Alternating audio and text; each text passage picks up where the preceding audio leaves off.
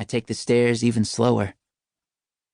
The brown box waits, centered on the table like a pot roast.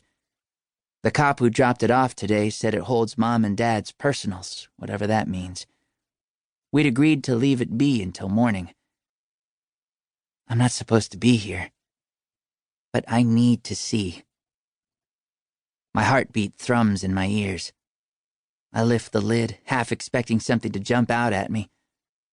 A smell rises. Lilac perfume. The smell of Mom.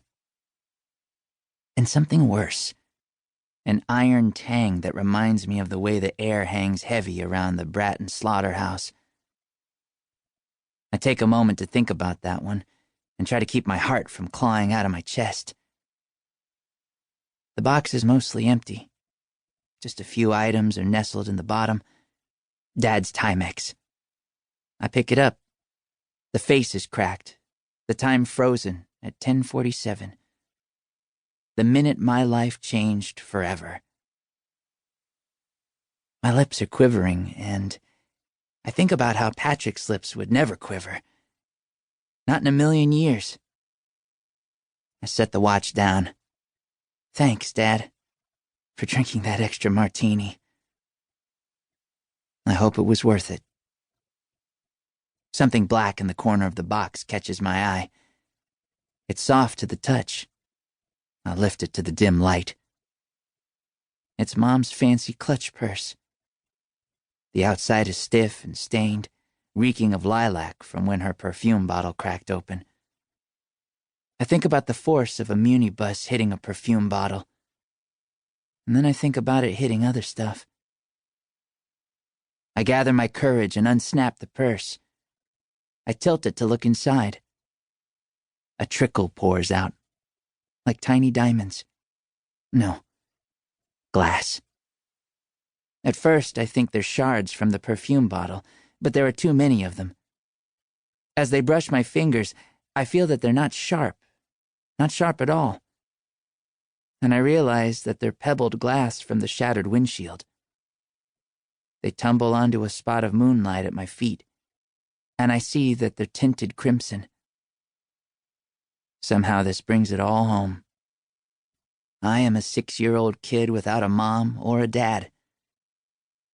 This is who I am now. I am alone here in the kitchen, holding the last relics of my parents. I am alone in the world. Even inside myself, I am alone. A tiny spotlit figure in a giant, dark warehouse. My face twists, my cheeks are wet, my shoulders shudder. I don't realize I'm crying until I hear Patrick's feet thumping the stairs behind me, and then I'm turning around and he's hugging me, and I hear his voice in my ear. I got it from here, little brother. My face presses into his arm, and I cry and think I'll never stop. And he knows not to say anything else. I feel like I'm coming apart, my insides gone jagged, shattered into as many pieces as there are bits of glass at my feet. It's not just the worst I've ever felt. It's the worst anyone has ever felt. Until 9 years later, when it would feel like a Sunday stroll through town square. Light steeped in around the edges of darkness, like morning peeking around curtains, but there were no curtains. Rings of fire ignited my wrists. My ankles screamed. Were they tied? A crunching sound scraped my eardrums at intervals. The woods came into focus. Only problem was they were upside down. Blinking, I sourced the crunching sounds. Sleek black boots walking in concert, packing down dead leaves. Drones. Alien life forms wrapped head to toe in flexible black armor. Their suits were human-shaped, as seamless as if they'd been poured on. You couldn't see anything beneath them. Each one was as airtight as an astronaut suit, right down to the polished helmet.